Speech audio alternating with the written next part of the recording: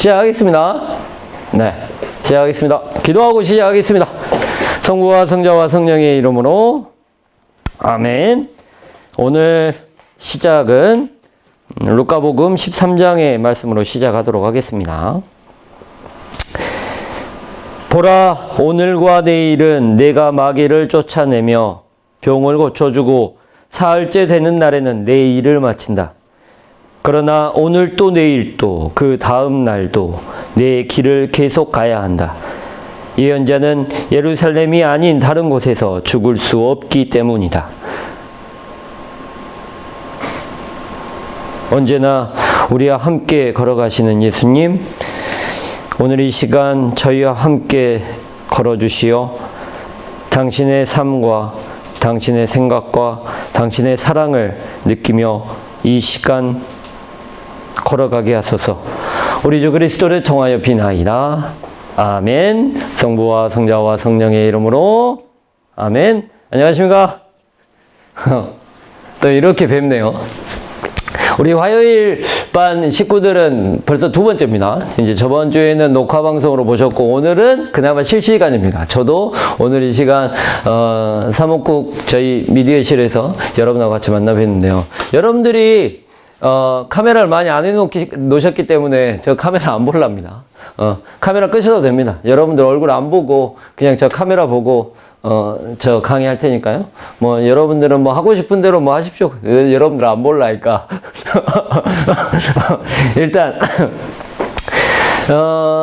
코로나 상황 자체가 별로 안 좋아져서 지금 상황이 어떻게 될지는 잘 모르겠지만, 아직까지 계속해서 별 공지가 없으면 계속해서 영상으로 보낼 겁니다. 근데 여러분들이 이제 딱 오늘은 이 시간만 딱 하는 수업이기 때문에 그렇게 되면 영상으로 하는 메리트가 별로 없을 것 같다라는 생각이 들어서 이 수업만 실시간으로 같이 줌으로 해서 같이 실시간으로 하고요. 다음 시간부터는 저희가 저번 주에 했던 것처럼 유튜브에다가 저희가 이것들을 UCR을 올려놓겠습니다. 링크를 올려드릴게요. 저희가 따로 시간이 남을 때 강의를 찍어가지고 그 강의를 유튜브에다 올려놓으면 여러분들이 일주일 동안 언제든지 시간 나실 때 찾아가서 영상을 보시고, 거기에 또 제가 질문을 하나씩 드릴까요? 저번과 마찬가지로.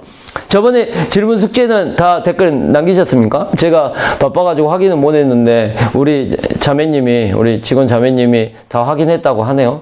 그래서 제가 그때 익투스가 뭔가에 대해서 질문 드렸는데 많은 분들이 댓글 달아주신 것 같아요. 아무튼 그렇게 해서 출석 체크는 하도록 하겠습니다. 제가 한 1시간, 한 15분, 1시간 10분 그 정도 지나면 질문 하나 드릴 테니까 그 질문에 대한 답들을 적어 놓으시고 출석 체크를 하시면 됩니다. 그래서 오늘만 여러분들과 같이 실시간으로 강의하고요. 다음 주부터는 저희가 한 5-6번 정도 남은 것 같은데, 아직까지는 연말까지 저희가 계속 동영상 강의를 아니면 비대면 강의를 할 수도 있을 것 같다는 생각이 듭니다. 그래서 일주일 동안 언제든지 보내준 저희가 보내드린 주소를 가지고 유튜브로 들어오시면 언제든지 볼 수 있습니다. 네, 뭐 그렇게 하시고, 이번 주 금요일 강의도 오늘 강의하고 똑같이 오늘 강의를 녹화해서 여러분들에게 보여드릴 거예요. 그래서 보여드릴 거니까 뭐 이번 주 강의 좀 오늘 잘 설명이 안 된다, 좀 오늘 못 알아듣겠다 라고 하신 분들은 다시 사목국에 말하셔가지고 주소 받으셔가지고 들어가시면 됩니다. 들어가셔서 유튜브에 있는 강의 보시면 됩니다. 네. 그래서 강의는 일주일만 게재하고, 그 다음에는 이제 내려서 다른 강의 올리고 하는 일주일 단위의 형식으로 그렇게 하도록 하겠습니다. 네.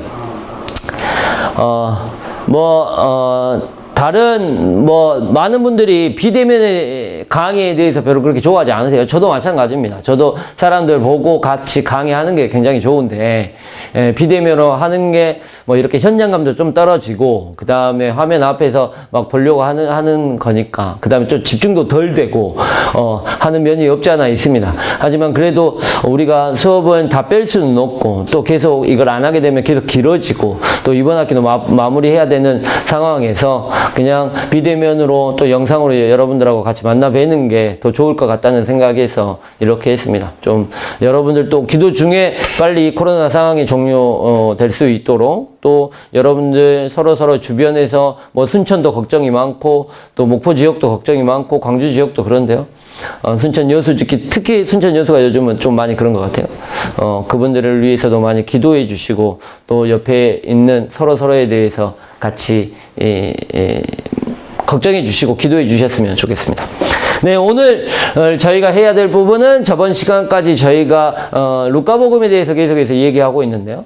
루카복음에 대한 이야기를 오늘은 좀 마무리하고, 그 다음에 사도행전에 대한 이야기를 좀 할 수 있으면 사도행전 이야기 좀 할까 합니다. 어차피 루카복음의 두 작품이라고 그랬어요. 그래서 루카복음과 사도행전이라는 것들은 따로 띄어져서 생각할 수 없다라는 거죠. 정리를 좀 해보면 루카복음은 단순히 하나의 캐릭터를 가지고 예수님을 설명하고 있죠. 예수 그리스도라는 캐릭터 자체를 하나의 캐릭터로 설명하고 있는 것이 아니라 어떤 하나의 캐릭터에다가 다른 캐릭터를 또 한번 쌓고 그 위에다 또 캐릭터를 쌓아요. 그 다음에 이제 마지막에는 루카복음사가는 사도행전이라는 캐릭터를 통해 가지고, 사도행전에 나온 예수에 대한 캐릭터를 통해 가지고 우리가 어떻게 살아갈지에 대한 이야기까지 하고 있는 게 바로 루카복음사가입니다. 그래서 루카복음사가는 제가 다시 한번 강조드리지만 오늘을 살아가기 위한 복음서예요. 이야기라고 얘기하는 것처럼 우리가 지금을 어떻게 살 것인가, 우리가 예수님을 지금 어떻게 예수님을 믿는 사람으로서 살아갈 것인가에 대한 고민들과 우리들의 선택과 우리들의 결정, 아니면 우리들의 행동들을 이렇게 판단하도록, 또 선택하도록, 이렇게 뭐라고 해야 되지? 강요는 아니고 이끌어가고 있는 복음서이기도 하고 작품이기도 합니다. 저번 시간까지 두 가지의 캐릭터에 대한 이야기들을 했어요. 처음에는 어떤 예언된 메시아로서, 구약에 예언된 메시아로서 하느님으로부터 보내어지고 하느님의 은총을 충만히 받고, 그 다음에 은총의 말씀을 선포하고, 그 다음에 기쁨의 복음을 선포하는 자로서의 구약에 있는 가장 기본적인 메시아라는 캐릭터를 가지고 있어요. 예언된 메시아라는 캐릭터를, 그 캐릭터에다가 구원자라는 어떤 소테르, 아우구스투스 황제를 이렇게 떠올리게 하는 구원자라는 캐릭터를 통해 가지고 단순히 어떤 왕적의 힘을 가지고, 그 다음에 권력을 가지고 세상에 하느님의 나라를 실현하고 전하는 그런 일뿐만 아니라, 마지막에는 임금이라는 그 단어 자체를 굉장히 부정적으로 사용하면서 임금은 너희가 생각하는 황제의 모습이 아니라 십자가 위에서 못 박히고 돌아가시는 모습이 바로 진정한 황제, 구원자의 모습이다 라고 해서 십자가의 구원자라는 개념 자체를 가지고 있다고 말씀드렸습니다. 그래서 구약의 예언자라는 캐릭터에다가 하느님의 십자가의 구원자라는 캐릭터를 그 위에 더 씌웠다고 말씀드렸어요. 이제 오늘은 마지막으로 이것들은 모든 것들을 종합할 수 있는 예수님의 그 캐릭터에 대해서 설명해 드릴까 합니다. 예수님이 전하는 율가가 전하는 마지막 캐릭터는 뭐냐면 하느님의 순례자라는 캐릭터예요. 하느님의 순례자. 이 하느님의 순례자라는 캐릭터는 루카복음이 시작할 때부터 마칠 때까지 끊임없이 예수님에 대한 이야기들을 하고 있다는 거죠. 첫 번째로 구약에 대한 예언된 메시아라는 얘기를 하면서 4장에 보면 그런 얘기가 4장에 나자렛 회당에 가셔가지고 예수님께서 두루마리를 펼치시고 읽었던 이사야서의 내용을 보면 주님께서 나에게 기름을 부어주시니 주님의 영이 내 위에 내리셨다. 주님께서 나를 보내시어 가난한 이들에게 기쁜 소식을 전하고 잡혀간 이들에게 해방을 선포하며 눈먼 이들을 다시 보게 하고 억압받는 이들을 해방시켜 내보내며 주님의 은혜로운 해를 선포하게 하셨다라는 두루마리를 펼쳐서 읽으세요. 여기서 잘 보시면 주님께서 나를 보내시어 라고 했어요. 이 주님은 누굽니까? 하느님이죠. 하느님께서 나를 보내셨다. 하느님께서 예수님을 보내셨다. 그러면 예수님은 원래 어디에 계신 분입니까? 하느님과 같이 계신 분이에요. 그러면 하느님은 어디에 계신 분이에요? 땅에 있으신 분이에요? 아니에요. 하늘에 계신 분이에요.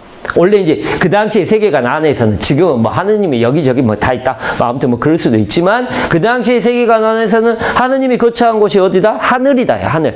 하늘에 계셨던 하느님. 그래서 그 하느님과 같이 있었던 누구예요? 예수님이라는 거예요. 그 예수님을 어떻게 보내시어 어디로 보내셨다는 거예요? 땅으로 보내셨다라는 거예요. 그러면 하늘에 있다가 땅으로 어떻게 한다는 개념이에요? 순례하셨다라는 개념이에요. 순례하셨다. 땅으로 보내셔 여기에서 은혜로운 해를 선포하게 하셨다. 가난한 이들에게 뭐 복음을 전하고 잡혀간 이들을 해방시키고 그 다음에 억압받는 이들을 해방시키는 그런 은혜로운 해, 복음을, 기쁨의, 은총의 말씀을, 그 다음에 기쁨의 복음을 선포하게 하셨다라고 하는 거예요. 그래서 그 안에서 계속해서 순례를 하시다가 땅에 대한 순례를 하시다가 이제 마지막 장면은 어디예요? 승천하시죠. 승천은 다시 뭐예요? 다시 되돌아가셨다예요. 자기가 원래 있었던 곳으로 다시 되돌아가셨다는 거예요. 하늘로 어떻게 올라가셨다라는 개념이죠. 그러면 하늘에 계시다가 하느님과 하늘에 계시다가 땅으로 내려오시는 순례를 통해서 땅을 순례하시고 그 순례를 통해 다시 하느님 예수님께서는 하늘로 올라가신 순례에 대한 이야기가 전체적으로 그려져 있다는 거죠. 그래서 예수님의 캐릭터를 하느님의 순례자라는 캐릭터를 잡고 있습니다. 또한 가장 중요한 부분이 마르코 복음이나 마테오 복음에서는 갈릴레아 활동부터 시작해가지고 예루살렘을 활동으로 가는 그 여정에 대한 이야기 자체가 굉장히 짧아요. 몇 장 되지 않아요. 몇 장 되지 않습니다. 8장, 이제 마르코 복음을 보면 8장, 9장, 10장까지예요. 3장밖에 안 돼요. 3장밖에 되지 않아요. 그 다음에 마테오 복음도 굉장히 짧아요. 하지만 유독 루카 복음만 갈릴레아 활동을 하다가 끝나고 나서 예루살렘으로 입성하는 그 중간에 있는 게 10장이 넘어요. 9장부터 10장에서 20장까지에 대한 11장에 대한 내용 자체가 갈릴레아에서부터 예루살렘을 가는 여정기에 대해서 굉장히 길게 설명하고 있다는 거죠. 또한 그 여정기 안에서 중요하게 생각하는 어떤 제자들의 교육, 그 다음에 어떤 그 안에 가지고 있는 루카복음의 생각, 어떤 뭐 거기에 나와 있는 뭐 자케오의 비유, 아니면 뭐 거기에 있는 재산의 비유, 그 다음에 여러 가지의 루카복음이 가지고 있는 생각들을 그 여정기 안에서 굉장히 잘 표현하고 있다는 거죠. 그래서 루카복음 안에서도 이 여정기가 굉장히 중요하게 해요. 그 다음에 또한 루카복음은 예수님께서 계속해서 예루살렘으로 가시려고 하는 그 여정에 대해서 계속해서 강조하세요. 어디에 나와 있냐면 9장을 볼까요? 9장 봐보세요. 여러분 성경 다 펴고 계시죠? 안 핀 사람은 지금 피세요. 펴놓고 같이 읽어야지 듣고만 있으면 이게 뭔지 몰라. 그러니까 아무튼 펴서 같이 읽으시기 바랍니다. 9장 51절입니다. 루카복음 안에서는 단락을 아예 확실히 딱 지어요. 예루살렘으로 향하시다라는 것들을 아예 단락을 지어서 9장 51절부터 예루살렘의 여정기가 시작되죠. 하늘에 올라가실 때가 찾아 예수님께서는 예루살렘으로 가시려고 마음을 굳히셨다라고 하는, 이제 예루살렘을 가시려고 하는 마음을 굳히셨다는 표현이 나옵니다. 그래서 당신의 앞서 심부름꾼들을 보내며 그들을 예수님을 모실 준비를 하려고 길을 떠나 사마리아인들의 마을로 들어갔다. 길을 떠났다라는 얘기가 나오죠. 그 다음에 53절의 후반부에 보면 그분께서 예루살렘으로 가시는 길이었기 때문이다라는 그 이유가 설명됩니다. 또한 57절에 보면 그들이 길을 가는데 어떤 사람이 예수님께 어디로 가시니 저는 스승님을 따르겠습니다 라고 해요. 계속해서 길 위에 있다는 표현들이 계속 나옵니다. 그 다음에 계속해서 뒤로 쭉 넘어가시면 마르타와 마리아의 이야기가 나오는 11장 38절에 대한 이야기입니다. 그들이 길을 가다가 예수님께서 어떤 마을에 들어가셨다라고 하는 길 위에서 계속해서 여정을 하고 있는 예수님, 순례자로서의 모습을 굉장히 잘 표현하고 있습니다. 또한 계속해서 쭉쭉 넘어가다 보면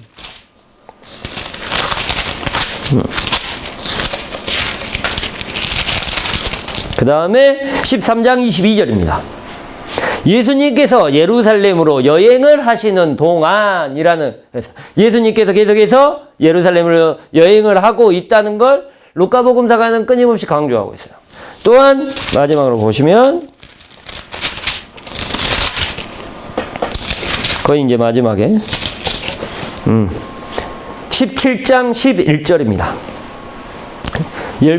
나병 환자 10명을 고쳐주시는 장면인데요. 예수님께서 예루살렘으로 가시는 길에 사마리아와 갈릴레아 사이를 지나가시게 되었다라고 얘기가 나옵니다. 예루살렘으로 가시는 길에, 예루살렘으로 가시는 그 여정에 대해서 순례자의 모습으로 얘기를 계속하고 있어요.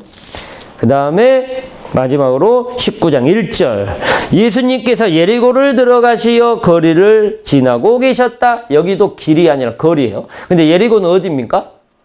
지도를 나중에 뒤에 있는 지도 보시면 예리고는 예루살렘 바로 옆에 있는 도시예요. 그러니까 예루살렘에서 들어가기 위해서는 유다와 사마리아 지역을 거쳐가지고 갈릴레아에서 사마리아 지역과 유다 지역을 거쳐서 예루살렘으로 들어가기 위해서는 바로 예리고라는 지역으로 들어가야 된다는 겁니다. 그리고 마지막으로 19장 28절에 예수님께서 이 말씀을 하시고 앞장서서 예루살렘으로 오르는 길을 걸어가셨다라고 하는 마지막 장면을 통해서 예루살렘에 입성하시는 장면이 나오게 됩니다. 그래서 9장부터 시작해서 19장 27절까지가 바로 예루살렘 여정기에 대한 이야기인데요. 그 예루살렘에 대한 이 여정기를 끊임없이 중간마다 루카복음은 강조하고 있어요. 그게 뭐냐면 예수님을 어떤 캐릭터로? 순례자의 캐릭터로 만들고 있다는 거죠.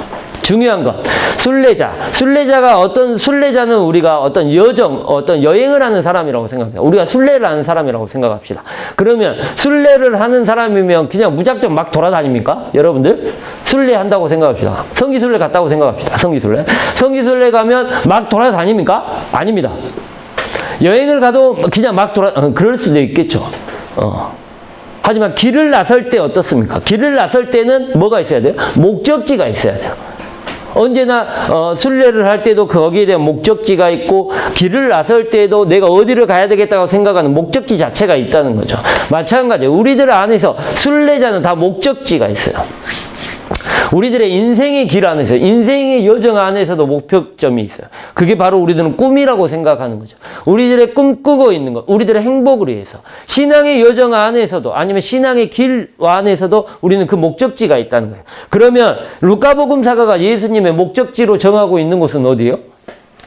예루살렘이라는 표현 자체가 다 나오죠. 예루살렘이에요. 예루살렘이라는 곳. 그래서 제가 말씀드렸나요? 예루살렘이 루카복음에서 얼마나 중요한 것인지. 정치적, 종교적 중심지였죠. 유다인들에게. 정치적이고 종교적인 중심지였고, 또한 모든 것들이 예루살렘 안에서 이루어지고 있어요. 그래서 구약의 예언부터 시작해서 시온의 다윗의 고을, 그 다음에 그 안에 성전이 있고, 성전을 통해 정치와 신앙의 중심지이기도 하고, 그 다음에 모든 것들이 그 안에 모이고 있다는 거죠. 그러면 성전이 있다는 곳은 그 성전이 어떤 곳이라는 것입니까? 세상과 땅과 하늘이 어떻게 해요? 만나는 곳이에요. 인간과 하느님이 어떻게 유일하게 만날 수 있는 곳이 어디예요? 성전이라는 곳이죠. 예루살렘이라는 곳이에요. 그래서 예루살렘이 어디예요? 신의 도시라는 거죠. 그러니까 굉장히 중요하게 표현되세요. 하느님과 인간이 만나는 그곳이 바로 예루살렘이라는 곳입니다. 그곳에서 예수님께서는 그곳을 향해 걸어가시죠. 왜 가세요? 왜? 하느님을 만나려고? 아닙니다. 예수님께서 거기를 가시려고 마음을 굳히셨다 하는 이유는 뭡니까? 표현 자체가 9장 51절에 뭐라고 되어 있습니까? 하늘로 올라가실 때가 찾아라고 했어요. 하늘로 올라가신다는 의미는 뭐예요? 목적 자체가 승천의 의미죠. 근데 단순히 승천입니까? 그냥 하늘로 올라가면 승천해야 됩니까? 예수님의 과정상. 제가 루카복음 제가 다른 데서 강의했던 거하고 굉장히 헷갈리는데 제가 이 말 안 했죠.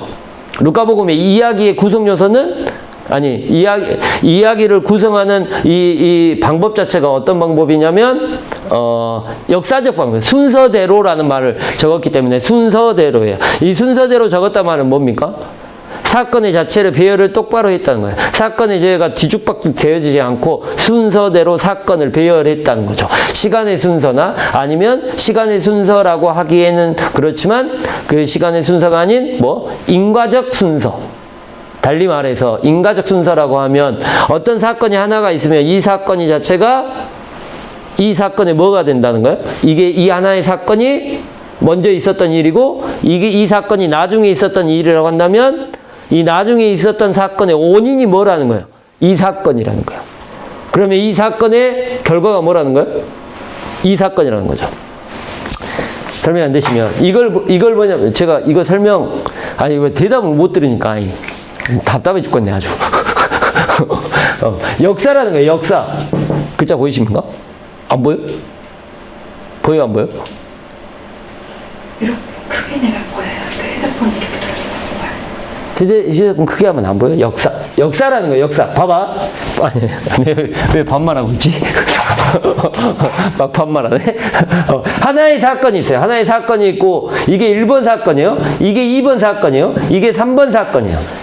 이게 이제 순서대로 정해져 있다라고 하면 이게 2번이 1번 앞으로 가면 안 된다는 거야. 글자가 잘 안 보이죠? 좀 두꺼운 거 없나? 이거? 아이씨. 이게 더 잘 보나? 1번, 2번, 3번이에요. 사건 자체가. 근데 1번 앞에 2번이 갈 수 없다는 거야. 이건 순서대로 적었다는 말이 아니에요. 순서대로 적었다는 말이 아니죠. 왜냐하면 이 사건은 1번의 사건은 2번의 사건에 뭐가 된다는 거야? 이게 원인이 되고 2번의 사건이 결과가 된다는 거야. 그러니까 이게 바로 순서라는 거죠. 인과적 순서예요. 인과적 순서.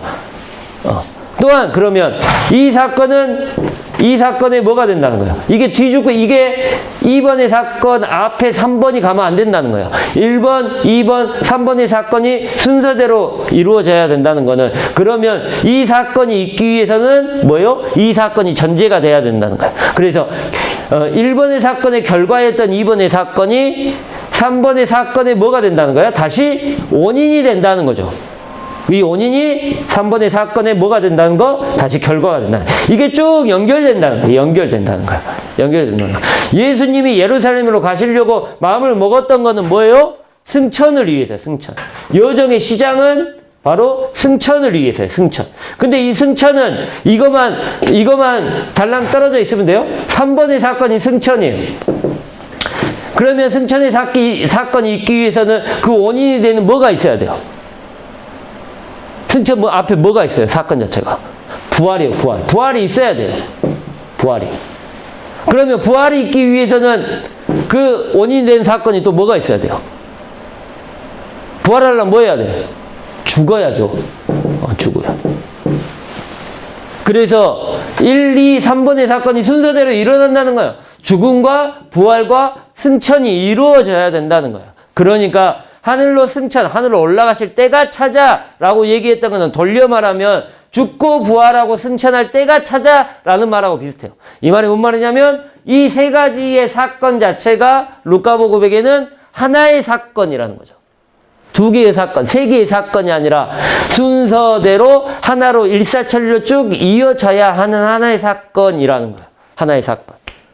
그래서 그 사건 자체가 승천, 하늘로 올라가실 때가 찼다라고 얘기하는 것은 바로 돌려 말하면 죽을 때가 되었다라고 자기가 스스로 죽을 때가 알았다, 죽을 때가 찾아 예루살렘으로 가시려는 여정을 시작하셨다라는 얘기가 나오게 됩니다. 그럼 돌려 얘기하면 유다인들에게 정치적이고 중심이고 세상의 배꼽이라고 하는 하느님과 인간이 하늘과 땅이 만나는 그 중심, 세상의 중심이라는 그곳에서 예수님이 찾아가신 이유는 뭐예요? 죽으려고 간 거예요. 죽음의 땅으로. 굉장히 중요해요. 하느님의 순례는 뭐 하러 가는 거예요? 죽음을 향해 걸어가는 순례예요. 죽음을 향해 걸어가는 순례. 그게 바로 하느님의 순례자죠. 돌려 얘기하면 그러면 하느님의 순례자를 우리가 한 단어로 설명할 수 있어요. 죽으러 자신의 길을 걸어가요. 그런 사람들 우리는 누구라 그래요? 순교자라고 하죠. 순교자. 죽으러 하느님의 길을 걸어가요. 죽으러 떠나요. 마찬가지예요. 예수님도 마찬가지예요. 자신의 죽으러 자신의 길을 걸어가고 있는 거야. 자신의 길을. 그렇다고 생각합니다. 네. 일단 중요한 건 목적지는 어디다? 예루살렘이다. 근데 그 목적지가 뭐하러 가는 것이다? 승천하러 가는 것이다. 승천은 뭐다? 죽음과 부활과 승천이 하나의 몸통처럼 하나의 사건처럼 이루어져 있다. 그래서 결론적으로 말하면 예수님께서는 예루살렘으로 여정을 했다. 근데 그 여정은 뭐하러 간 것이다? 죽으러 간 것이다 라고 생각하십니다. 목적지는 죽음이다. 죽음과 부활과 승천이라는 목적을 가지고 예루살렘을 여정하십니다. 중요한 건 그 여정 안에서 그 여정을 목적지로 가는 예루살렘 안에서 잘 나와요? 오, 잘 나온다. 예루살렘으로 가는 그 여정이에요. 여정, 순례. 이 순례 방법이 뭐냐는 거예요. 어떤 방법으로 어떻게 가셨냐라는 것들을 물어봐야 돼요. 예수님은 어떤 방식으로 그 안에서 하느님의 순례를 하셨는지. 죽으러 가는 그 상황 안에서도 예수님께서는 그 목적지를 향해 걸어가시는 그 순례의 방법이 무엇인지 우리가 알아보면 그 우리들의 순례 안에서도 힘들고 어려울 때 그 순례를 할 수 있다는 거죠. 그래서 오늘은 예수님의 이 순례에 대한 여정이 어떤 방식으로 이루어져 있는지, 그 다음에 그 방식이 하느님의 순례의 방식과 똑같다는 것들을 보여주고 있는 겁니다. 네. 그래서 그 순례의 방식 첫 번째만 세 가지입니다. 세 가지. 오늘 제가 말씀드릴 게 세 가지인데 첫 번째 방식은 바로 먼저 찾아오시는 방문의 모티브입니다. 방문의 모티브인데요. 여기서 하느님께서 찾아오시다. 루카복음 1장 68절, 78절, 그 다음에 7장 16절. 글자가 잘 안 보이시죠? 안 보이시면 그냥 그렇다고 해요. 어쩔 수 없어. 이 TV가 조그매가지고 글자가 잘 안 보여. 다시 불러드리면 루카복음 1장 68절, 그 다음에 78절, 그 다음에 7장 16절의 말씀 안에 찾아오시다라는 거예요. 하느님께서 먼저 우리를 찾아오셨다라는 거예요. 이 모티브는 어디에서, 이 방문의 모티브는 어디에서 출발할까요? 방문의 모티브는 어디에서 출발해? 탈출기에서 출발합니다. 탈출기. 10번째 재앙이 있을 때 예수님을 사람들이 각각이 찾아다녔어요? 아니죠. 그림을 잘 보시면 예수님이 뭐 하고 있어요? 문을 두드리고 있어요. 문을. 각자의 사람들의 문을 두드리고 있어요. 하느님의 영이 10번째 재앙에서 이 집은 문설주에다가 양의 피를 바르니까 이 집은 하느님께서 방문을 하시는데 방문을 먼저 어떻게 하세요? 먼저 찾아가세요. 우리가 굉장히 생각할 때 우리가 필요해서 하느님을 먼저 찾는다라고 얘기할 수도 있어요. 하지만 그렇지 않아요. 언제나 하느님께서 우리를 먼저 찾아오세요. 먼저 찾아오시는데 어때요? 우리가 모를 뿐이에요. 성령의 하느님의 힘이 이미 내 안에서 작용하고 있는데 그 하느님의 힘을 우리가 부정하고 모르고 있을 뿐이죠. 그런 사람이 누가 있습니까? 탈출기에서. 하느님의 능력이 자신의 주위에서 이루어지고 행해지고 있는데 완고한 마음 때 나는 당신은 모르요. 그건 당신이 한 일이 아니요. 나도 이 일을 할 수 있어. 라고 얘기했던 사람이 누구예요? 파라오라는 사람입니다. 하느님이 찾아오세요. 모세를 통해 가지고 10가지 재앙을 했죠. 하지만 자신의 완고한 마음 때문에 어때요? 나 하느님 믿지 않겠다. 라고 얘기하죠. 마술사 불러서 어떻게 해요? 똑같은 일을 벌이죠. 하지만 나중에도 어떻게? 마술사들 불러서 그 일을 못하지만 그래도 그 완고한 마음이 굳어져서 하느님을 믿고 따르지 않죠. 그러니까 어떻게 해요? 마지막에는 자기 아들이 죽죠. 마지막 10가지 재앙. 그래서 하느님이 먼저 찾아오세요. 먼저 찾아오신다. 우리도 이게 굉장히 중요한 개념이에요. 우리가 행복하기 위해서 우리가 뭔가를 하기 위해서 하느님을 계속 찾는다고 생각해요. 그 다음에 하느님이 그래서 우리는 실망하죠. 왜? 기도를 그렇게 열심히 하고 성당도 그렇게 열심히 나가고 봉사도 그렇게 열심히 하는데 하느님은 우리를 찾아오시 않는다. 내 기도는 진짜 안 들어주시는 것 같아. 라고 얘기하죠. 하지만 이미 들어주실 수도 있어요. 다른 방식으로. 나의 뜻이 아니라 하느님의 뜻으로 이미 이루어 주실 수도 있어요. 주셨죠. 주셨는데 우리가 어떻게 돼? 우리가 모를 뿐이에요. 이거는 진리입니다. 찾아보세요. 제가 성령에 대한 이야기도 할 때 항상 얘기하는 거지만 성령도 언제나 우리를 먼저 찾아오세요. 나중에 사도행전 가면 성령은 우리가 찾아서 오는 게 아니에요. 언제나 우리는 선물로 받는 거예요. 성령은 우리는 선물로 받는 거예요. 선물로. 그런데 내가 선물로 받았다고 생각하지 않으면 우리는 그건 선물이 아닌 거예요. 예를 들어서 내가 어떤 사람한테 뭐 축하한다고 선물을 줬어요. 근데 어떤 그 사람이 내가 주는 선물을 받고 나서 그런 생각을 하죠. 이거 어떻게 돌려주지? 아니면 이거 부담스러워서 내가 또 뭐 해줘야 되는데? 아니면 내가 밥을 사야 되나? 아니면 내가 이거 뭘 더 해줘야 되나?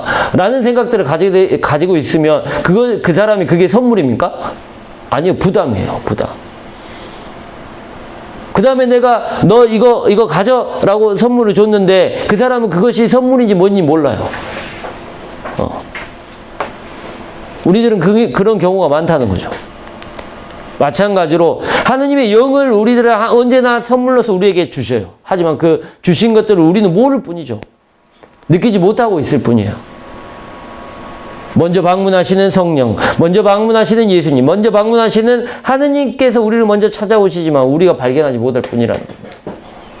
또한 이 찾아오시다라는 단어 자체는 에피스콥토마이라는 단어를 씁니다. 나중에 제가 이제 이 자료도 다 보내드릴까요? 에피스콥토마이라는 단어를 씁니다. 찾아오시다. 근데 이거는 본래 어떤 뜻을 가지고 있냐면 보다, 바라보다, 살펴보다, 돌보다라는 뜻. 양육하다, 살펴보다, 보호하다라는 뜻을 이미 가지고 있어요. 찾아오시다라는 단어 자체 안에. 막 넘어가네. 죄송합니다. 찾아오시다는 돌려 얘기해서 하느님께서 먼저 우리를 찾아오셨다라는 단어 안에 가지고 있는 그 단어 안에 무슨 뜻이 있냐면 우리를 이미 살펴보시고 계시다. 우리를 돌보아 주시고 계신다. 돌보시기 위해 우리를 찾아오시는 거예요. 우리가 이미 얘기하기도 이전에, 우리가 우리의 기도를, 우리의 청원을 하느님께 얘기하기도 이전에 하느님께서는 미리 우리의 것들을 알고 계세요. 우리가 얼마나 힘들고 아파하고 어려워하는지를 이미 알고 계시다는 거예요. 그 알을 통해서 우리를 위로해 주시고 돌보고 살펴주시기 위해 우리를 찾아오신다는 개념이에요. 그런 경우가 얼마나 많습니까? 예수님도 마찬가지예요. 어떤 사람이 찾아오실 때 그 사람들을 막습니까? 아닙니다. 자케오의 비유 안에서도 예수님이 먼저 방문하시는 장면이 나와요. 자케오의 비유 안에서도 제가 저번에도 말씀드린 것 같지만 자케오가 예수님을 보고 싶어 했어요. 하지만 키가 작았죠? 키가 작아서 군중들이 모여서 볼 수가 없었어요. 그래서 어디에요? 돌무가 나무로 올라갔죠. 근데 예수님을 보려고 하는 순간 누가 먼저 자케오를 보고 자케오를 부릅니까? 예수님이 먼저 자케오를 봐요. 보고 나서 자케오를 먼저 불러요. 그래서 내려오라고 얘기를 해요. 그게 바로 예수님의 시선이에요. 예수님의 마음이고. 왜 내려오라고 했을까요? 자케오의 마음을 아셨기 때문이에요. 자기가 얼마나 이 공동체에 속하고 싶은지, 자기가 가지고 있는 어려움은 무엇인지, 얼마나 나약해하고 있는지 이미 예수님께서는 자케오의 마음을 아셨다는 거죠. 10명의 나병 환자를 치우는 것도 마찬가지야. 기다림은 또 어떤 것이냐면, 기다림이 아니라 방문이라는 것, 찾아오신다는 개념 자체는 어떤 거냐면 15장에 나와 있는 대차된 아들의 비유에 있는 아버지의 모습하고도 마찬가지예요. 방문은 아니죠. 하지만 그 방문이 뭐예요? 아들이 돌아오게끔 머리끄댕이 잡고 데리고 올 수도 있어요. 너 새끼야 왜 여기서 이 짓거리 하고 있어? 일로 와 해가지고 머리끄댕이 잡고 데려올 수 있어요. 하지만 그렇지 않아요. 왜 그럴까요? 아들의 마음을 이해하기 때문에. 아들이 더 깨닫게 하기 위해서 어떻게 하는 거? 기다려주는 거예요. 그것 또한 뭐예요? 보살피고 살펴보는 거예요. 그게 뭐냐면 하느님이 먼저 찾아오신다는 개념 자체죠. 이해되십니까? 네. 일단 첫 번째 모티브는 바로 방문의 모티브입니다. 우리가 찾기 전에, 우리가 알기 전에 먼저 우리를 찾아오신다라는 개념 자체를 가지고 있습니다. 두 번째입니다. 두 번째는 식사의 모티브예요. 식사의 모티브는 굉장히 많이 나옵니다. 식사의 모티브를 보시면 죄인들과 함께 루카복음 5장 27절에서 32절, 7장 48절, 그 다음에 5,000명을 먹이신 5,000명의 기적에서 9장 10절에서 17절, 그 다음에 친구들과 함께 먹었던 11장 38절에서 42절, 마르다와 마리아에 대한 식사 이야기, 또 바리사이들이 식사를 초대해가지고 바리사이들과 함께 같이 먹어요. 그 다음에 11장 37절에서 38절, 14장 1절, 또 가난하고 불쌍한 사람들과 함께 먹는 장면이 루카복음 14장 12절에 14절, 그 다음에 아까 말씀드렸던 15장에는 잃어버린 아들이 돌아오고 나서 함께 잔치를 벌리죠.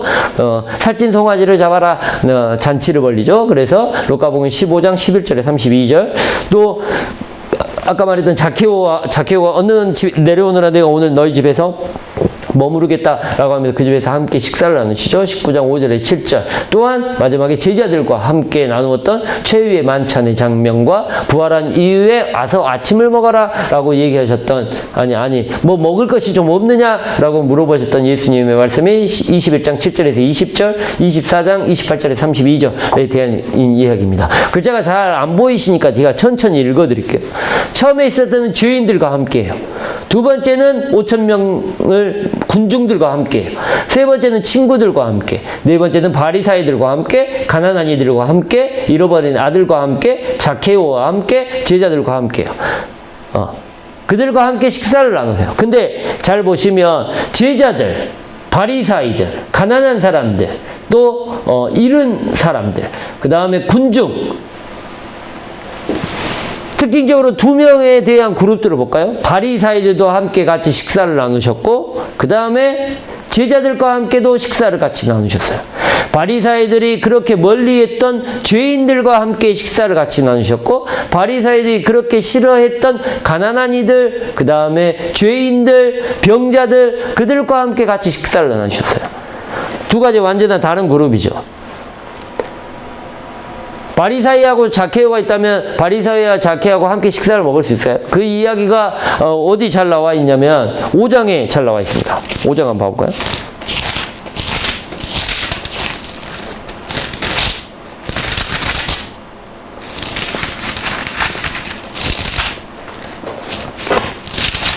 아니 5장이 아니라 이거 어디냐, 몇 장이야?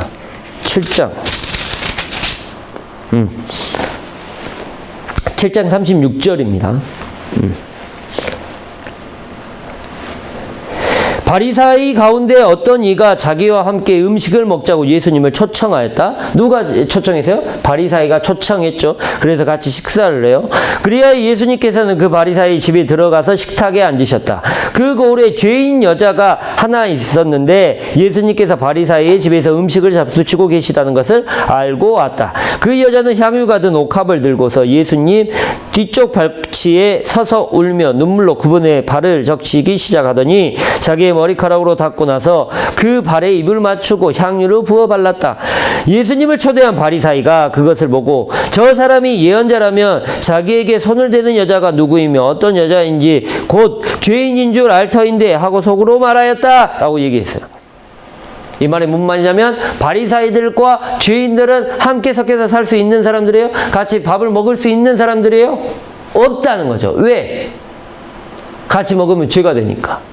이들은 더러운 사람이기 때문에 바리사이들은 자기들을 어떤 사람이라고 생각했어요? 깨끗한 사람이라고 생각했어요. 마찬가지예요. 뒤에 가시면 부자와 나자로의 비유 있죠? 누구예요? 부자와 가난한 사람들. 자케오는 부자였고 가난한 사람들은 누구예요? 나자로라는 가난한 사람이죠. 부자와 나자로가 함께 같이 살아요? 같이 밥 먹어요? 아니에요. 가난한 나자로는 어때요? 부자들이 먹고 나는 떨어지게 부스러기를 어떻게 그것들을 주워 먹으며 살았죠. 같은 식탁에 앉지 않아요. 왜 그럴까요? 같은 부류가 아니기 때문에.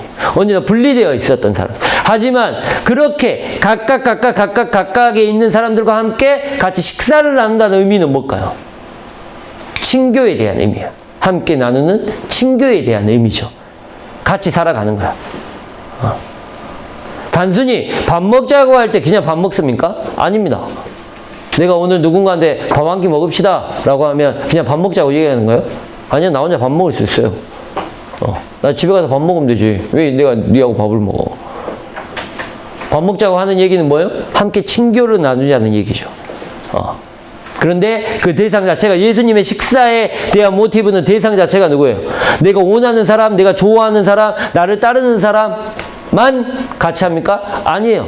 내가 어떤 것도 얻을 수 없는 사람들, 그 사람들 또한 나를 어떻게 하면 미워하는 사람들과도 어떻게 나를 시기의 눈초리로 아니면 나를 죽이려고 하는 원수들과도 함께 어떻게 해요? 친교를 나누려는 노력 자체가 있다는 거죠. 그게 바로 예수님의 방문, 아니 예수님의 친교의 식사예요. 그게 바로 식사의 모티브입니다. 예수님의 순례 안에서는 누구를 차별하지 않아요. 있거나 없거나 아니면 가졌거나 안 가졌거나 아니면 얘가 출신 신분이 어떤 사람이거나 이 사람의 신념이 무엇이거나 아니면 이 사람의 피부색이 어떤 것이냐 이 얘가 남자냐 여자냐 따지지 않아요. 비교하지 않아요. 차별하지 않아요. 그들 모두와 함께 친교를 나누시죠. 그러면서 그들을 자신의 마음으로 이해해 주시고 받아주시죠. 그래서 그들을 먼저 바라보신다는 겁니다. 두 번째 모티브는 식사의 모티브입니다. 함께 나누는 친교의 모티브예요. 그런 방식으로 예수님께서는 자신의 순례의 길을 계속 가십니다.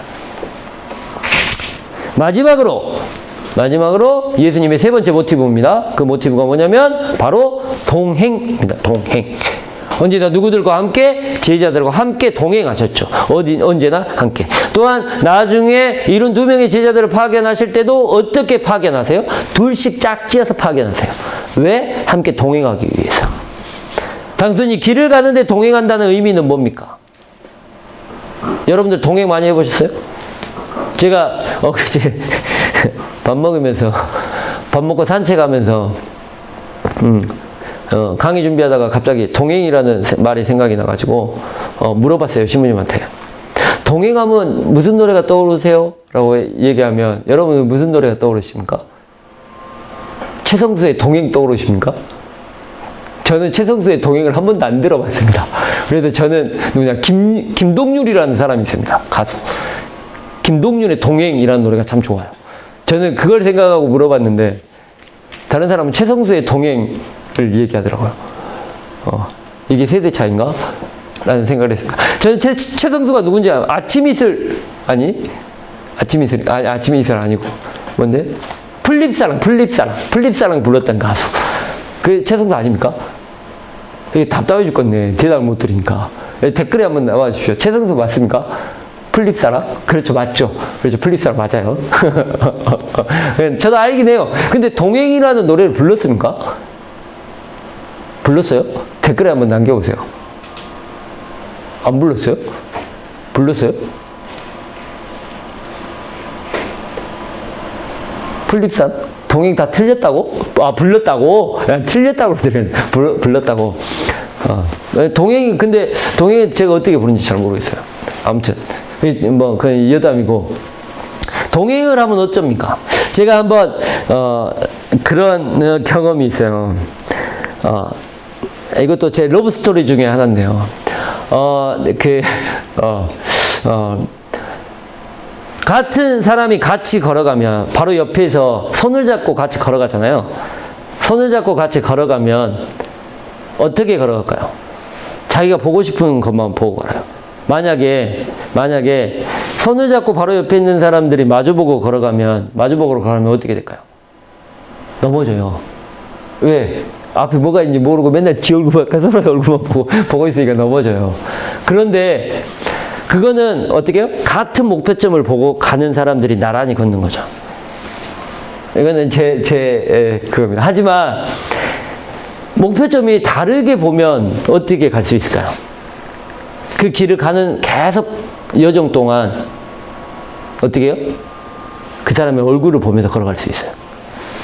만약에 내 목표점은 여기고 이 사람 목표점이 여기라고 한다면 이렇게 걸어가면 끊임없이 목표점과 이 사람의 얼굴을 같이 보면서 걸어갈 수 있어요. 저는 그 또한 동행이라고 생각해요. 이렇게 목표점이 다르면 이제 못 보겠죠.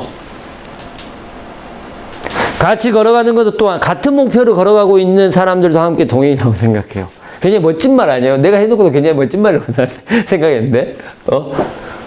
하지만 같은 목표가 아니어도 평생 얼굴을 마주보면서 걸어갈 수 있는 것 또한 저는 동행이라고 생각해요.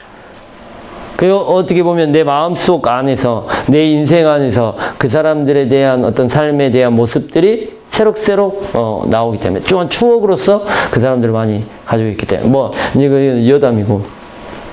동행은 뭡니까 그러면? 어떻게든 함께 걸어가는 겁니다. 함께 걸어가면 어때요? 외롭지 않아요. 무섭지 않아요. 그 다음에 내가 못 갈 길도 어떻게 해요? 걸어갈 수 있어요. 산을 등반하면서 동행한다는 생각을 해봅시다. 가장 산을 잘 타는 사람이 어디에서 이끌어 갈까요? 맨 앞에? 아니요. 맨 뒤에서 산을 이끌어 간대요. 왜? 한 10명이라는 사람이 같이 산행을 했는데 제일 산을 잘 타는 사람이, 체력이 제일 좋은 사람이 어디에서 산을 해요? 맨 마지막에 간다고 한다. 왜냐하면 맨 마지막에 있는 사람이 힘들어하는, 그러니까 산도 자기가 페이스가 있다고 하더라고요. 산을 타는 것도 자신의 페이스에 따라서 산을 타야지, 그렇지 않고 자신의 페이스가 아니라 그 페이스가 흐트러지게 되면 굉장히 힘들다고 하더라고요. 근데 산을 올라가면서 자신의 페이스가 아니라 누구의 페이스에 맞춰줘야 하기 때문에, 지치고 힘든 사람의 페이스를 맞춰줘야 하기 때문에 가장 산을 잘 타는 사람이 어디예요? 맨 뒤에서 가고 있는 거죠. 제가 좋아하는 말 중에 어떤 말이 있냐면, 저는 신부의 삶이 그런 삶이 돼야 된다.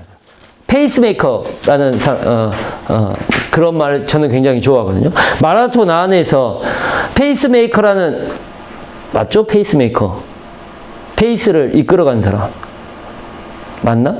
맞죠? 내가 잘못 말한 거 아니죠? 페이스메이커가. 마라톤에서 메달을 따기 위해서 어느 지점까지 그 사람을 이렇게 이끌어 가주는 사람. 맞죠? 페이스메이커. 아닌가? 맞을 거예요. 그런 사람이 있어요. 맞나요? 네라고 했어요? 네, 네래요. 페이스메이커. 그 페이스메이커라는 사람이 저는 굉장히 좋아요. 왜냐하면 나의 목표가 아니야. 이 사람의 목표를 위해서 나는 어느 시간까지 이 사람과 어떻게 동반해 준다는 거야. 나의 목표가 아니라. 그 또한 동행이라는 거죠. 신부들이 그래야 된다고 생각해요. 이들이 하느님을 만나는, 또 하느님의 삶을 살아가는 어떤 목표점이 있다고 한다면 그 목표점에 도달할 때까지 나는 어느 지점까지 그들과 함께 같이 뛰어주는 페이스메이커가 돼야 돼요. 나의 목표가 아니라 그 사람의 목표에 맞춰서. 그게 뭐냐면 동행이거든요. 그러면 나의 페이스에 맞춰야 돼요? 아니요. 이 사람의 페이스가 어떤지 계속 살펴봐야 돼요. 함께 살아가는 방법입니다. 단순히 그게 같은 곳을 걸어가고 있다고 하는 것도 맞출 수 있어요. 하지만 같은 목표를 보고 걸어갈 수 있어요. 또한 그거는 나의 페이스나 아니면 나의 의지나 나의 꿈을 위해서 상대방을 이끌어가는 게 아니에요. 누구요? 언제나 상대를 바라보죠. 상대의 페이스가 어떤지, 아니면 상대의 꿈이 뭔지, 상대의 목표가 뭔지, 그래야지만 우리는 동행할 수 있어요. 같은 집에서 살아가는 부부가 있다고 합시다. 함께 이불을 덮고 자요. 같은 공간에서 같이 살아가요. 같이 살아가지만 많은 부부들이 어떻게 해요? 동행하지 못해요. 왜? 지는 지대로 나는 나대로요. 왜 그럴까요? 그 다음에 많이 다투는 경우가 있어요. 왜 그럴까요? 상대의 것들을 보지 않고 누구 것들을, 나의 것들을 계속해서 요구하고 있기 때문이에요. 그러면 동행하지 못해요. 여러분들 여행을 가보면 그러잖아요. 특히 남자들은 별로 그러지 않은데, 이것도 성차별인가? 잘 모르겠지만, 저는 남자들은 그렇지 않다고 봐요. 아니, 뭐 그렇지 않다고 보는 게, 저는 그런 경험이 한 번도 없어요. 하지만, 한 3명이서 같이 여행을 갔대요. 유럽, 배낭여행을 갔대요. 비행기를 같은 시간 갖고 즐겁게 여행을 갔는데, 유럽에 도착해서 여행하는 순간 어때요? 다 뿔뿔이 터져가고 귀국은 다 따로 한대요. 왜 그럴까요? 지가 보고 싶은 것이 따로 있고 가고 싶은 것이 따로 있는데 얘는 그것들을 나는 보기 싫다고 안 가는 거예요. 나는 박물관에 가서 그림을 보고 싶은데 어떤 사람은 나는 극장에 가가지고 오페라를 보고 싶은 거야. 그러면 어떻게 해? 둘이서 자기들의 삶들을 포기하자면, 자신의 가지고 있는 것들을 포기하자면 동행할 수 있어요? 같이 갈 수 있어요? 없어요. 둘 중에 하나를 선택하라면. 그러니까 어떻게? 마지막에는 그래 니는 니대로 나는 나대로야.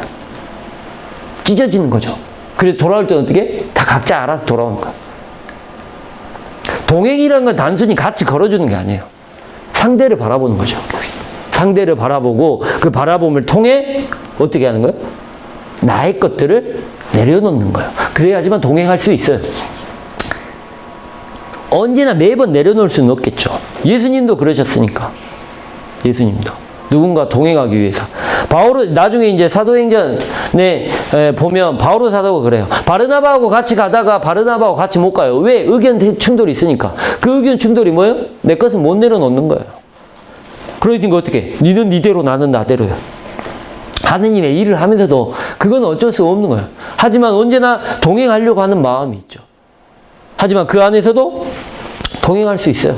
걱정해주고, 아까 제가 말했듯이 목표는 다르지만 방법은 다르지만 목표 자체가 반대지만 서로를 바라볼 수 있는 마음들이 분명히 일단 아무튼 그런 동행입니다.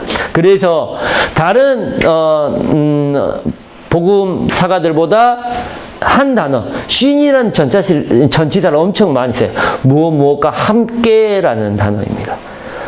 루카복음 5장 29절, 6장 11절, 7장 6절, 11절, 12절, 36절, 49절, 8장 1절, 22절, 9장 18절, 11장 23절, 14장 15절, 25절, 그 다음에 22장 11절, 14절, 15절, 28절, 23장 43절, 55절, 24장 15절, 19절, 30절, 44절.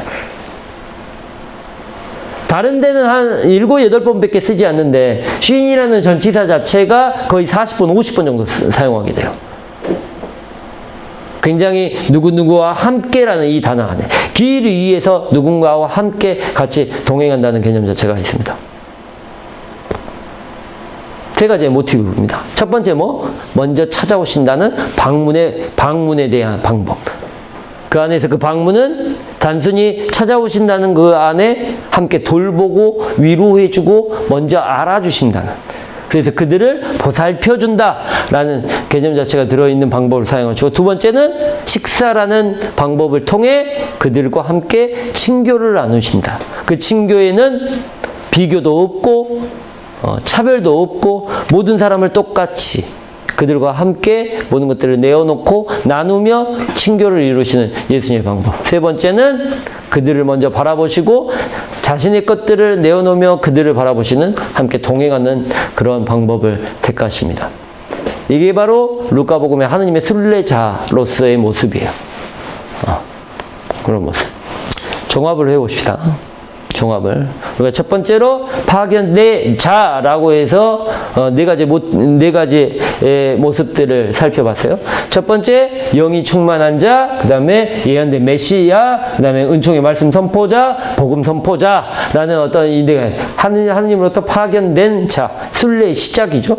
그 순례의 시작했던 사람을 어떤 캐릭터를 더 지어요? 그 캐릭터 위에다가 황제, 아구스투스 황제가 자기가 사용했던 구원자 라는 캐릭터를 더 씌웁니다.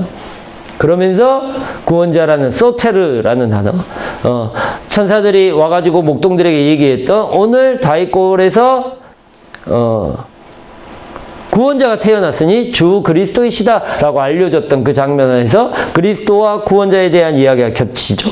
그 이야기가 소텔이라는 단어 자체가 황제적인, 그래서 힘이 있는 해방의 왕이지만 그게 단순히 예수님의 전부의 모습이 아니라 예수님의 순환과 죽음의 메시아고, 또한 그 순환과 죽음의 메시아는 단순히 멀리 있는 분이 아니라 황제처럼 우리 곁에서 우리와 함께 살아가시는, 활동하시는 메시아라는 개념 자체가 구원자라는 소테르라는 단어 안에 포함되어 있다고 얘기했습니다. 오늘 우리가 또 공부했던 건 마지막으로 하느님의 순례자라는 개념을 가지고 있다고 그랬어요. 그 안에서 세 가지 방법들을 사용하신다 그랬죠.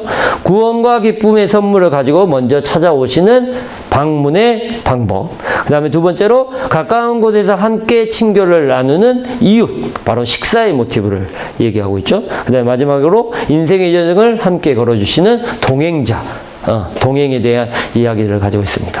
그래서 그림을 잘 보시면 파견된 자라는 이 캐릭터 위에다가 다시 구원자라는 어떤 힘 있는 왕으로서의 캐릭터, 그 다음에 순환과 죽음과 부활에 대한 상징성들을 보여주고 있는 두 번째 캐릭터를 그 위에 두시고, 마지막에는 하느님의 순례자라는 방문과 식사와 동행의 방법들을 사용하는 하느님의 순례자의 모습을 가지고 있는 게 바로 이렇게 해서 이 전체가 바로 뭐예요? 예수님의 캐릭터를 완성해 주고 있는 게 바로 루카복음서입니다. 네. 루카복음서. 제가 1시간 반 해야 되죠? 1시간 반 할까요? 1시간만 할까요? 여러분들 1시간 반 힘들죠? 나도 힘들어.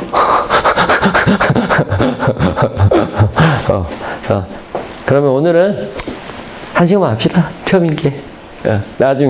나중에는 제가 영상을 30분씩 끊어가지고 3번 정도를 끊어서 중간에 좀 쉬었다가 하고 그럴게요. 그래서 붙일 거예요. 아무튼 그렇게 하도록 하겠습니다. 근데 오늘은 저녁도 늦고 때가 차니 저도 힘들고 여러분도 힘들고 여러분도 어색하고 저도 어색하고, 저도 별로 어색하지 않아요. 엊그제까지 저 이거 다 사이버 인강 찍고 왔거든요. 인강 찍고 그래서 너무 이게 적응돼 버렸어요. 카메라 보고 얘기하는 게. 카메라가 나하고 대화하고 있는 것 같아요. 이상해졌어. 멘탈이 이상해진 것 같아요. 아무튼 이런 이야기가 잘 표현되어 있는 사건 자체가 하나 있습니다. 그 사건 자체가 뭐냐면 엠마오로 가는 제자들의 모습입니다. 엠마오로 가는 제자, 하나님의 순례자로서의 모습을 그대로 표현해 주고 있는 겁니다. 여기서 잘 보시면 엠마오로 가는 제자들 24장입니다.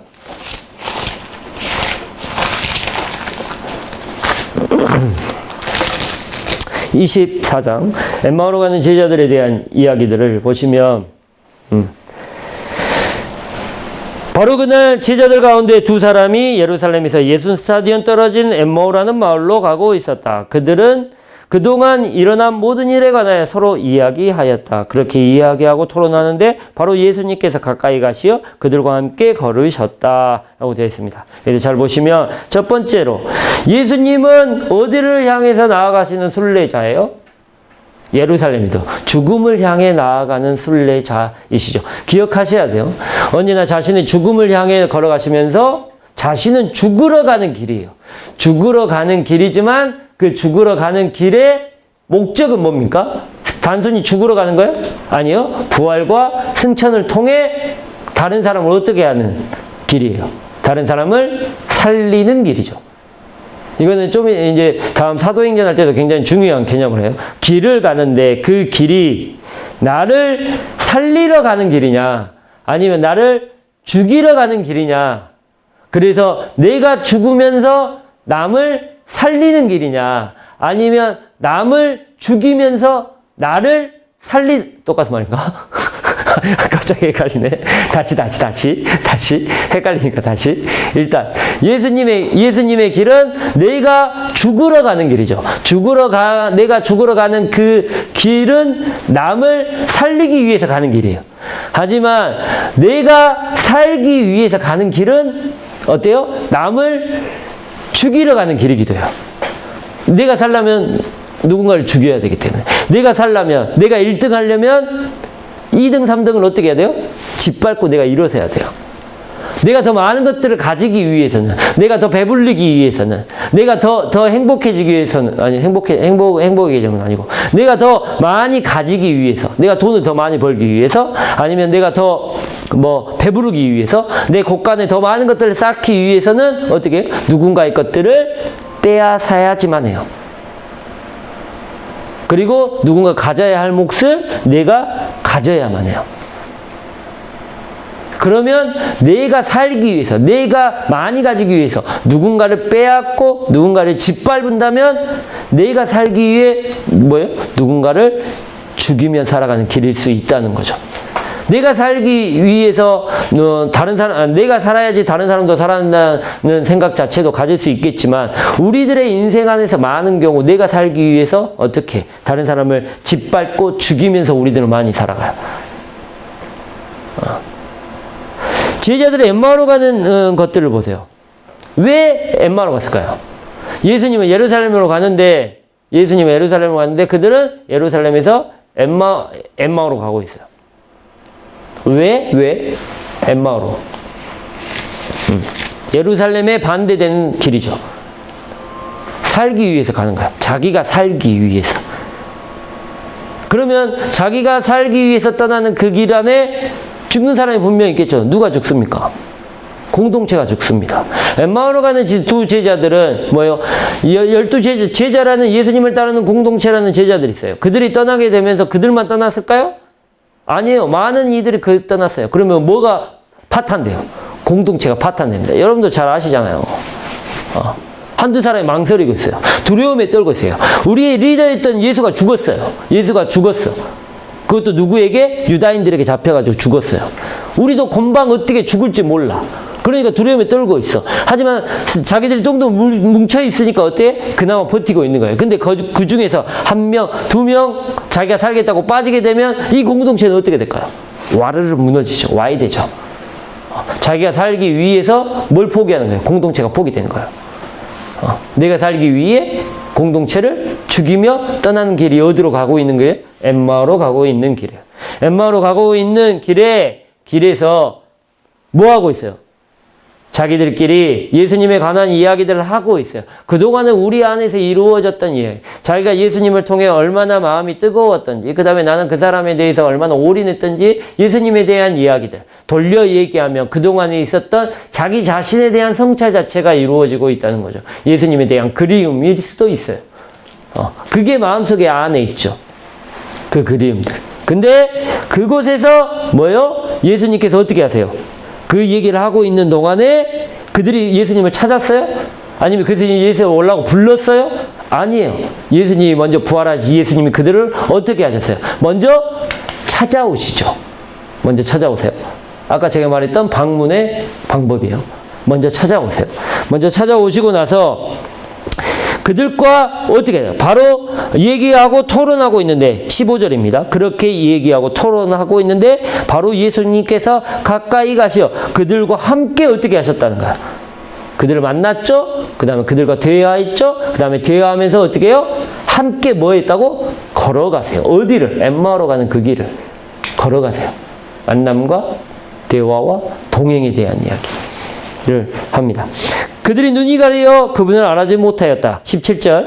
예수님께서 그들을 침통한 표정으로 한 채 멈추어 섰다. 그들 가운데 한 사람이 클레오파스라는 이가 예수님께 예루살렘에 머무르면서 이 며칠 동안 그곳에서 일어난 일을 혼자만 모른다는 말입니까? 하고 말하였다. 예수님께서 무슨 일이냐 하시자 그들은 하느님과 온 백성 앞에서 하느님과 백성의 힘이 있는 예언자셨습니다. 그런데 우리 술사사제과 백성이 이제 그분을 넘겨 사형 선고를 받고 십자가에 못 박히게 하였습니다. 우리는 그분이야말로 이스라엘을 해방시킬 분이라고 기대하였습니다. 자기가 기대하고 있었던 것들, 자신의 생각들을 어떻게 하고 있어요? 성찰하고 있죠. 성찰. 그 일이 일어난 지도 벌써 사흘째가 됩니다. 그런데 우리 가운데 몇몇 여자가 우리를 깜짝 놀라게 하였습니다. 그들이 새벽에 무덤으로 갔다가 그분의 시신을 찾지 못하고 돌아와 하는 말이 천사들의 발현까지 보았는데 그분께서 살아계시다고 천사들이 일러주더랍니다. 그래서 우리 동료 몇 사람이 무덤에 가서 보니 그 여자들이 말한 그대로였고 그분을 보지 못하였습니다. 라고 얘기해요. 25절. 그때 예수님께서 그들에게 이르셨다. 아, 어리석은 자들아, 예언자들이 말한 모든 것을 믿는데 어찌 이리 굼뜨냐? 그리스도를 그러한 고난을 겪어서 자기의 영광 속에 들어가야 할 것이 아니냐? 그리고 이어서 모세와 모든 예언자로부터 시작하여 성경 전체에 걸쳐 당신에 관한 기록들을 그들에게 설명해 주셨다라고 얘기하고 있습니다. 그들과 만나서 대화하시죠. 대화하시며 끊임없이 같이 걸으세요.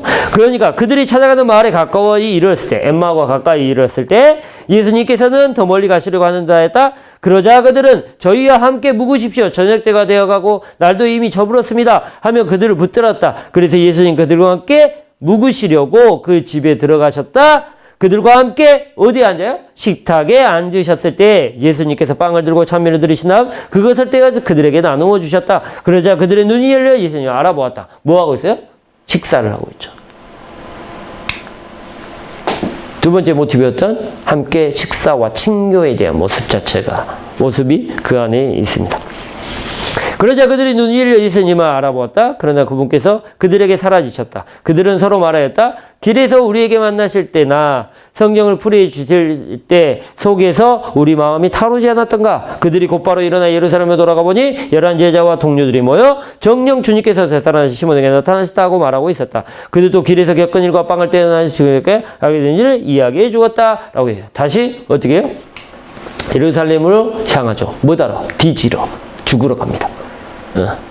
그러니까 자기가 죽으러 가니까 아까 죽었던 공동체가 어떻게 돼요? 다시 살아나게 돼요. 이게 바로 엠마오로 가는 제자들의 모습입니다.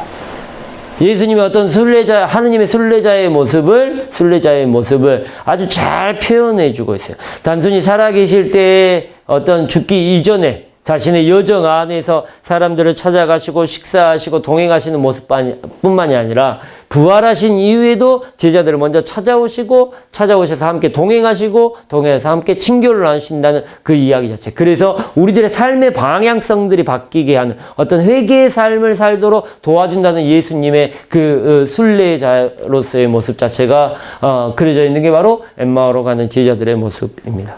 네. 그래서 이제 이렇게 그들이 회개하고 방향을 전환하죠. 예루살렘 반대로 가는 길에서 예루살렘을 향한 죽음의 길로 가게 되죠. 그래서 그들은 어떻게 해요? 부활하신 예수님과 함께 이제 자신을 어떻게 죽으러 갑니다. 뭘 통해서? 예수님의 선교를 통해서 예수님을 증인하고 예수님을 증언하는 어떤 사도행전의 증언을 통해서 그들은 어떻게 해요? 박해받고 감옥에 끌려가고 스테파는 돌 맞아 죽고 베드로는 십자가에 못 박혀 죽고 야고보도 순교하고 그들이 어떻게 해요? 부활한 예수님과 함께 그분을 함께 동행하는 동행 길을 걷게 됩니다. 바로 다른 사람을 살리기 위해, 예수님의 공동체를 살리기 위해, 또 예수님을 믿는 사람을 살리기 위해 스스로 죽어가는 길을 선택하게 됩니다. 나중에 이 이야기는 또 다시 얘기할 겁니다. 네. 그래서 오늘 했던 순례자의 모습은 단순히 예수님이 순례자이다라는 것뿐만이 아니라 우리들의 삶의 여정 안에서도 언제나 우리는 순례의 여정을 하고 있다는 거예요. 우리 또한 하느님의 순례자예요. 하늘로부터 왔고 그 다음에 인생의 여정 안에서 이 땅을 순례하고 있죠. 이 땅을 순례하면서 저는 제자들이 느꼈던 것처럼 어떤 길을 갈 때 자신의 성찰하고 성찰해서 예수님의 찾아오심을 알게 되고 깨닫게 되면서 그분과 함께 동행하고 대화하고 친교를 나누면서 다시 뭐 하는 거예요? 길을 바꾸는 거예요. 아, 내가 지금 가고 있는 길이 어떻다? 잘못되고 있구나 라고 얘기하고 있다는 거죠. 그 잘못되고 있는 것들을 느끼는 그 순간이 뭐예요? 회개하는 순간이고 다시 새롭게 길을 나서는 순간이에요. 그게 바로 예수님과 함께 가는 동행의 길입니다. 길에 대한 이야기를 하면 많이 재밌습니다. 제가 엑소더스에 대한 이야기 드렸나요? 여러분에게? 안 했나요? 댓글에 한번 써보세요. 엑소더스에 대한 뜻에 대해서 제가 말씀드린 적 있나요? 모르겠어요? 진짜? 내가 말했을 텐데. 몰라요? 진짜? 안 하신 것 같아? 진짜로? 한 명만 더 얘기해 보세요. 했어요? 안 했어요? 몰라요? 3명이 없으니까. 전순에 3을 좋아합니다. 3번 했어. 뭐예요? 물음표? 그래, 모른다고 하고. 엑소더스라는 말이 어떤 말이냐면, 엑소더스란 말이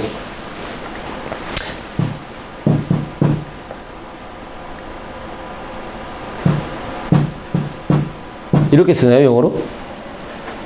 엑소더스? 그렇죠. 이렇게 쓰죠. 예. 빨리빨리 대답하셔. 예, 틀릴 수도 있으니까. 탈출이란 말이에요. 그리스 말로는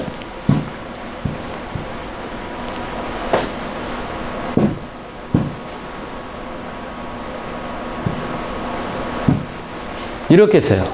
엑소더스라고는 말을 씁니다. 네, 네, 빠져붙네요. 엑소더스라고 말을 씁니다. 이게 뭐냐면 엑스호두스야.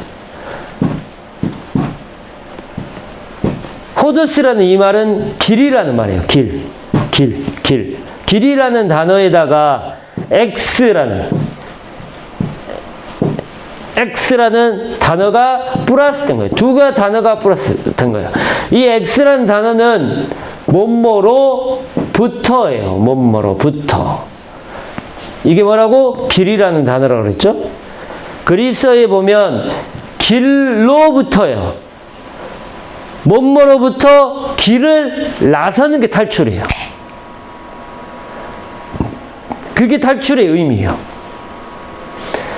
길을 나서는, 이 길을, 누군가를 죽이러 길을 나선 게 아니라 예수를 통해서 자신의 삶이 잘못됨을 알고 어떻게 다시 새로운 길을 나서는 것.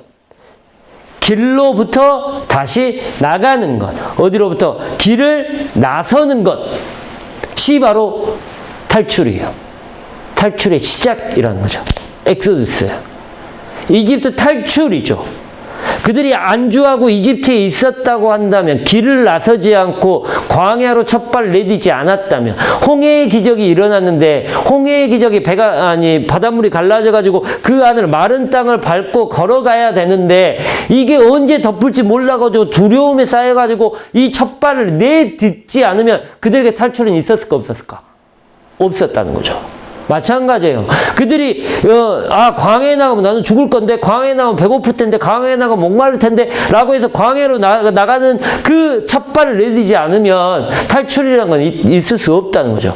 만약에 이들이 죽음을 향해서 다시 첫발을 예루살렘으로 내딛지 않았다면 예수님과 동행하는 이 구원의 삶은 있을까요 없을까요? 없다는 거예요.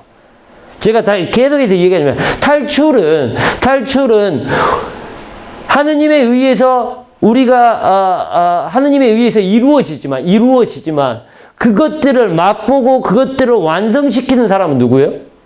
나예요. 나의 행동과 나의 의지예요. 나의 의지. 나의 의지와 나의 행동이 없으면 완성되지 않아요. 돌려 얘기하면 예수님을 통해서 하느님의 나라는 이미 우리에게 와 있어요. 근데 이미 와 있는 하느님의 나라지만 이 하느님의 나라를 내 삶 안에서 아니면 내가 있는 이곳에서 실현을 하게끔 하는 주체는 누구예요? 나예요. 내가 첫발 내딛어야 돼요. 탈출해야 돼요. 앞으로 한 발짝 나아가야 돼요. 길로 나서야 돼요. 근데 그게 어떤 두려움 때문에 아니면 안주하려고 하는 그 마음 때문에 내가 가지고 있는 것들을 버리지 못하기 때문에 길로 나서지 못하면 탈출은 절대 없습니다. 탈출은. 바로 그게 탈출이에요. 길로 한 발짝 나서는 것. 그렇다고 요즘 막 돌아다니지 마세요. 코로나 때문에. 막 돌아다니지 마세요. 길로 나서지 마세요. 그냥 집안에 그냥 계셔. 요즘은 막 나서면 안 돼. 그냥 집안에 계셔. 농담이고. 아무튼 그렇습니다. 탈출의 개념은 우리들에게 영성적 탈출의 개념은 뭐예요? 한 발짝 나서는 거야. 두려움을 무릅쓰고 아니면 죽음을 향해 한 발짝 나서는 거. 그게 예수님의 탈출이고 또한 예수님의 십자가의 모습이지 않을까 생각합니다.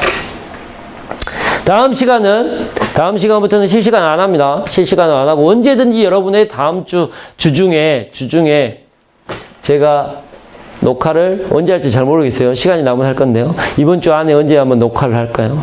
녹화를 하게 되면 우리가 이제 영상으로 하면 시간도 많으니까 1시간 벌써 1시간이 아니라 1시간 15분 되었구나.